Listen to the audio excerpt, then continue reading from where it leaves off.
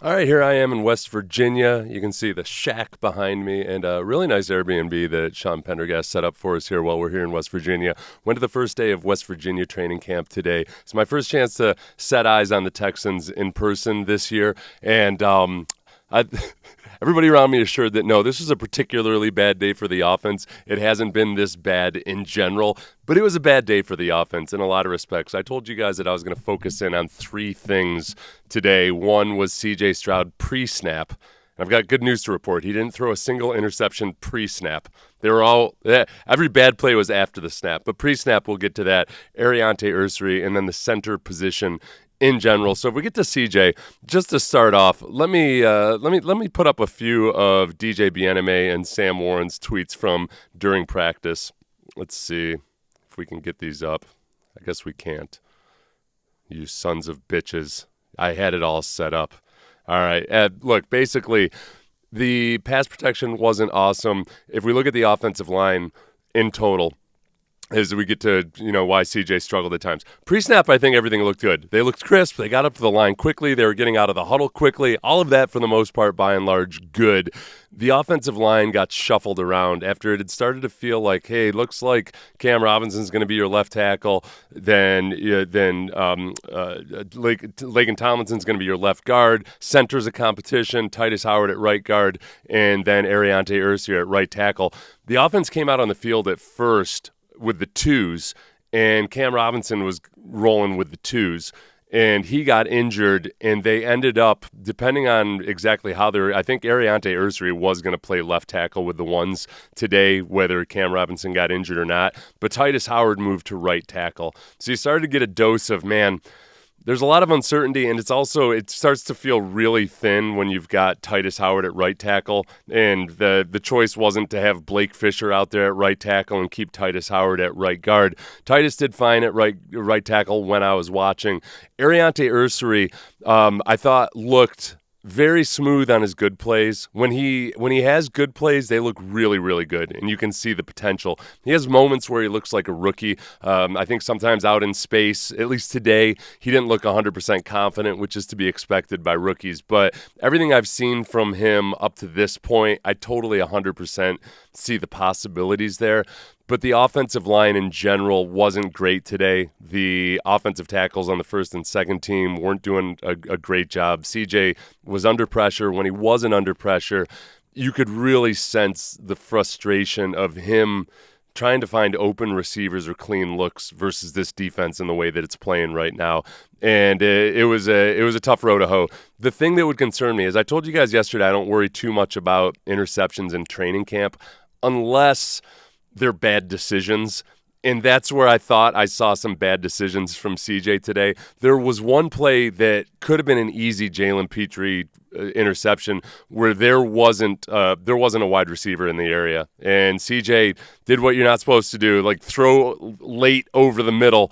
He threw late over the middle when his other options weren't there, and he threw it directly at point-blank range down in the red zone to Jalen Petrie. So the defense was really, really humming. They were flying around. They were psychotic in all the best ways, the ways you want to see. But at the end of practice, Sean Pendergast noted it as I was standing next to him. You look at the defense coming up for the breakdown, and they were like, they looked like a high school team in a football movie. Like everything that you want to see, just hooting and hollering and just carrying on. And the offense looked kind of comatose. They were walking out looking like they knew that they'd played like crap today. And that was the part that was a little bit disheartening. Let me see if I can get these up. There we go. DJ Bieneme to start off. I'm going to do these sequentially because DJ does a better job of watching everything where I was kind of focused in on guys. I want to get to the centers after this. Let's see. This is easily the worst start for the Texans offense I've seen from them this training camp. Stuffed runs, a dropped pass from Nico Collins, a false start, a batted pass at the line. Jalen Petrie had at least one of the batted passes at the line. He was all over the place today. Playmakers not getting open up fast enough for Stroud, and CJ just threw a pick six to CJ Gardner-Johnson. Next in checking in with DJ. Let's see if they can bounce back. The defense did put an exotic pressure package that is giving the Texans an issue right now. D'Amico is an evil genius. Yeah, and they generally don't like us to describe exactly what's going on with stuff like that and exactly how they were. I saw them working on some stuff during individuals that I thought was really cool, and it looked like it could be kind of funky, and it was funky enough that it flummoxed to the offense. There was at least one play that got whistled dead almost immediately. And I couldn't tell if there was a false start or something, or if the blitz came that clean that they had to stop it. Like, there was some ugliness in some of the blitz pickup today. By and large, it seems like they've been doing a better job picking up blitzes, but there was some there were some clean looks today. Next one, let's see. CJ in the passing offense has been better since this tweet. Stroud had nice completions to Dalton and Jalen Noel. Even had a decent scramble. Yeah, and it's not like CJ looked haphazard and lost. He just had more bad plays than typical. The first 2-minute period from Sam Warren. CJ to Schultz on the sideline. For a medium gain, C.J. Schultz to Schultz in the middle, poked out by Petrie. Again, he was all over the place. C.J. floats over Schultz under pressure. C.J. escaped left. Hutchinson catch on the sideline. C.J. incomplete to Kirk over the middle. And then C.J. to Brevin open down the seam, and then he dropped it. And he would, I think he had a catch later on to make up for it. But Brevin had a couple of drops today. But he's getting open versus this defense. If there was one takeaway I could take from today, Brevin Jordan and a couple of his drops, somebody else had a drop that, at the very least, they're finding the non-primary receivers at times. To end practice, this is where it really went the Texans' defense's way. 2-minute drills at the end. First team offense got stopped inside the 5 as CJ was intercepted by Aziz. The second team offense, Davis Mills threw a pick to EJ Speed. It was a really nice. If there's one positive to take from today, it was, man, EJ Speed looked the part when you watch on his highlight reels. He does some impressively athletic stuff. And Graham Mertz threw a pick 6.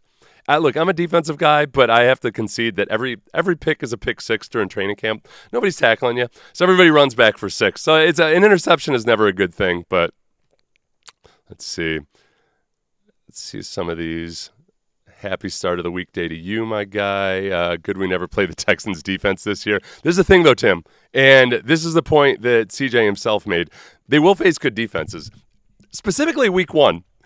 Specifically week 1, they play a really good front 7 in the Rams. And the Rams had some issues stopping the run last year. Their defense in the sum total wasn't that great, but the front 7 was really, really good. So I would like to see them clean some of this up because they're going to face some good defenses. They're going to face there are teams like the Ravens out there. I know the Ravens aren't the same as like the heyday Ravens and whatnot, but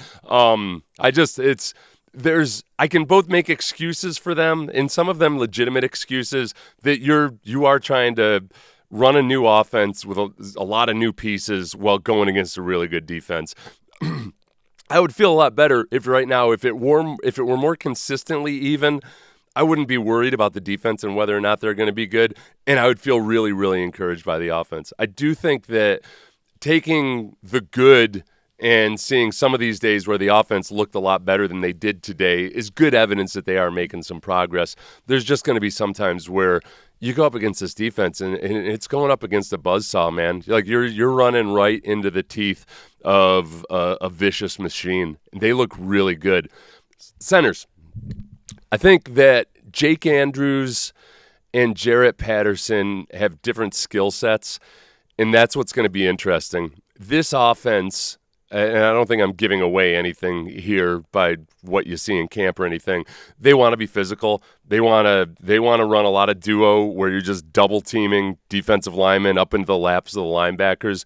And Jake Andrews seems to be more physically suited to that. I think with Jarrett Patterson, the appeal for him is I think he's really dialed in mentally. And we saw that last year. One of the reasons they liked Jarrett more than Juice at center was that they had fewer miscommunications. Jarrett did a good job of making the calls that he has to make. So that's the question. Jake Andrews, he's got a lower center of gravity, and he's really solid. And he was a wrestler in high school, and you can kind of see it in the way he plays. Gets his hands inside, keeps his feet churning, has his hips up underneath him, and he just drives. And they're not allowed to go to the ground during training camp. But I think in preseason games and in the regular season, you can really see him being a part of just motoring dudes and being part of a physical attack, where I don't think Jarrett Patterson is quite that guy, but has seemingly more length and potentially some other aspects that it's a genuine battle right now, and I think it's just going to come down to what do they want more? Does Jake Andrews get to a point where they feel really good about him being dialed in mentally as a guy? You got to remember, Jake Andrews really hasn't had many snaps in the NFL. He's had about 75 total snaps in the regular season. Jarrett Patterson, as young as he is, has a lot more experience there. Nice tan, Seth. Thank you. Ryan's coaches up each player to completely understand the scheme before they hit the field. A finesse offense needs practice to compete. Yeah, and that's the other part of it, Tim, is I'm not sitting here acting like, oh, this is the end of the world or anything. It's a lot of what you would expect, I think, when you're trying to install a brand new offense and you're going against that defense. The thing where it's okay, I think, to be legitimately concerned is that the offensive line wasn't good last year. They didn't necessarily make huge upgrades on the personnel front in the way that they look on paper. So for them to be a better offensive line, you're going to have to get better performances than expected out of a couple of individuals, but then you're also just going to have to be a very cohesive unit that functions well as a unit. I do think in watching the centers that in a very limited sample size, I think there's a little bit more of a fundamentally sound way about them. I try to imagine myself as a nose tackle going against them. If I had to choose which guy to play against, I think I'd rather play against Patterson right now than Andrews in the run game. In pass protection, I'm not so sure, and that might be more of an open competition there. So, and that's not because I think one guy impresses me more than the other. I think that Patterson might have a little bit more length and a little bit more one-on-one pass protection ability, but that's a very maybe-ish statement. But Jake Andrews in the run game looks like a guy who's a pain in the ass to acre down against. Like you got to play a double team with perfect technique, or he's going to root you out. So that part, for a team that wants to establish the run, that's the part that's intriguing to me right now. Injuries happen to a lot of O-lines. I'm just surprised we may be seeing one so early. Yeah, I don't know if I haven't gotten any updates on Cam Robinson yet, and we'll probably get that later on. Oh, yeah, it's training camp now. We're not going to get anything, right? They're in Astros mode during training camp. Not a drop of sweat on Seth. Let me speak to this for a little bit.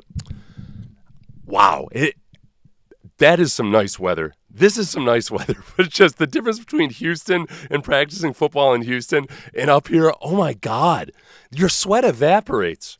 There's one thing you need to understand about this. You might see reports that, oh no, it's actually in the 80s or whatever it might be, but when you're out there trying not to sweat, when you're standing around the sideline, when you're a football player, my God, it's comfortable up here. I do think that with the heat in Houston, I think D'Amico really likes the mental toughness you have to fight through that heat and to not make mental errors and to keep your technique when it's hot out like that. It's as close to a Junction Boys environment that you're ever going to be allowed to get in the modern NFL with all of its rules and restrictions. So I think he probably likes that. But by the third week of training camp, when guys start to get fatigued, and that's when sometimes you can get injuries just from guys being, not completely 100% recovered from the previous couple practices, this is a nice environment to do it in. And it was, with nobody but a smattering of media up here, it's a much more isolated feel to it in a good way, that you can feel like, all right, this is just like it was in Ohio last year. This is just the football team, and they can work on it without any other distractions, whatever. Like, frankly and honestly, sometimes your family can be a little bit of a distraction when you don't go away to camp during football. So it's kind of nice to just be completely and totally away from it. That was one of the things that Kubiak was really, really cool to the players, but for me, it was a bit of a shock to my system, because when Kubiak came in my 10th year in the NFL, that was the first time in my life that you were allowed to sleep at home the night before home games. Usually, you would go sleep at a hotel, at the team hotel, the night before home games, and I did not like it. I didn't like it just because, like, I was cool if it was just my wife, But when we had people visiting or whatnot, it's just a whole extra.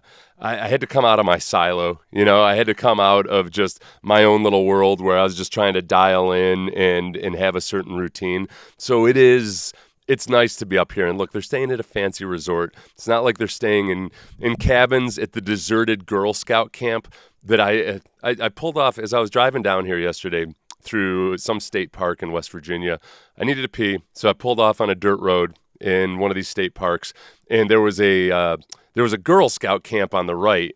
And I was like, well, God, I'm just going to have to keep driving for a while because I'm not going to take a whiz anywhere near this. But it turned out it was either deserted or it just wasn't in use, but it was completely empty. Every cabin all locked up and everything.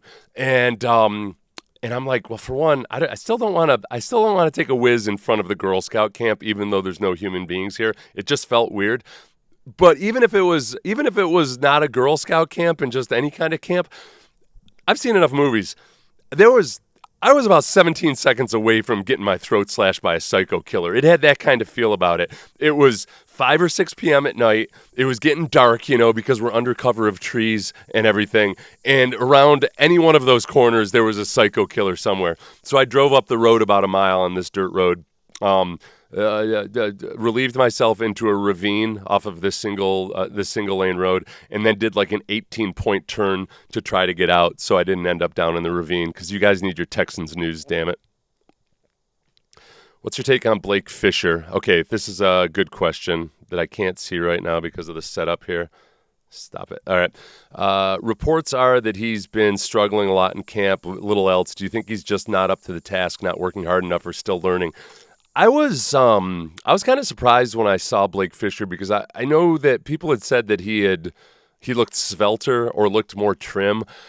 I don't think he made an off-season body transformation for the better. If anything, I thought that, man, I don't know if he was dealing with an injury or something in the off-season, but this doesn't look like a guy that classically sometimes with offensive linemen especially, they come back the second year and they just look brawnier. And I feel like I did not see that with Blake Fisher. So I don't know. He's been struggling. He hasn't really been a part of the competition since the first few days.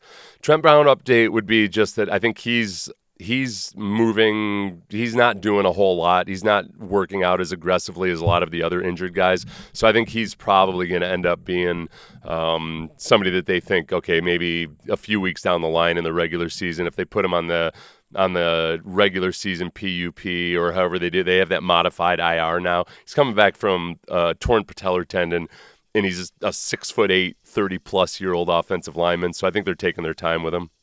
I think there's a really good chance that it's Ursary, at least at one of the offensive tackles right now. And I'm still not – I wouldn't be surprised if they end up signing an offensive tackle at some point along the way. If Trent Brown's not ready to go, you never know. I think there's still room for pickups. Woody Johnson looked. When I saw him today, I thought he looked really promising. I'm glad you asked him. Ask that. I'm trying to remember the play he made, but in lieu of that, the first team offense with Nick Chubb. D'Amico today said, he talked about the quickness and elusiveness of Jawar Jordan and Woody Marks, and then he mentioned that with Nick Chubb getting behind his pads and running for yardage in tough situations was the picture he painted.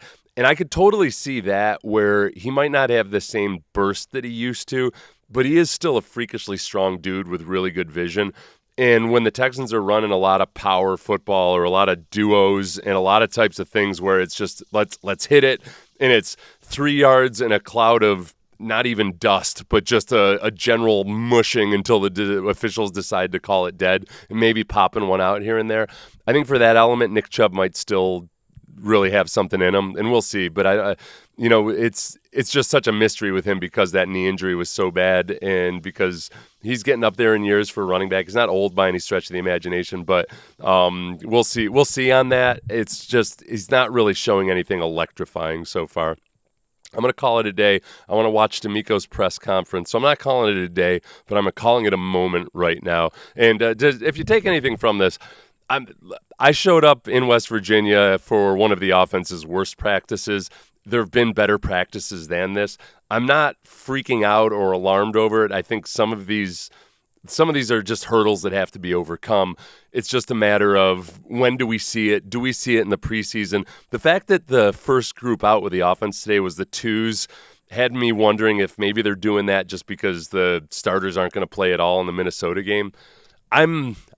This isn't me like trying to be old school or anything. I want to see CJ and that offense take live reps as much as possible. The injury prevention is cool and all, but right now I think he needs reps, and maybe we'll see it, maybe we won't. I think the Texans defense is probably going to see the Vikings starters play just because you want to get J.J. McCarthy some reps. I don't know. The other when it comes to the Rams game, Matt Stafford still hasn't practiced, so. If that defense goes against either of those backups, especially Jimmy Garoppolo or Stetson Bennett, they're going to get a lot of interceptions and turnovers. Jimmy Garoppolo especially. Oh my gosh. Oh, that'd be so good to see. I'm just waiting to see. I'm going to try to. Right now, the Texans are 2.5-point underdogs on the road to L.A. But if there's any kind of a hint that Matt Stafford really might not play in Week 1, oh my God, I would pound the Texans on that.